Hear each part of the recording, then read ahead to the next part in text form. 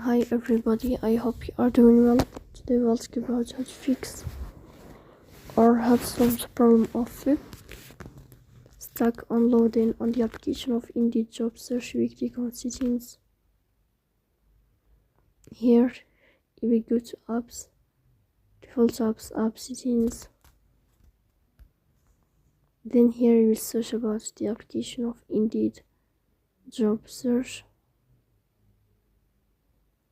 Then we click on first stop and we click OK. Here you will enter to the window of storage.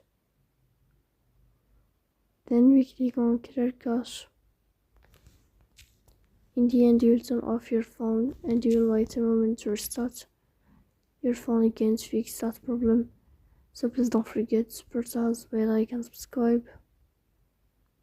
See you next time and thank you for your watching and your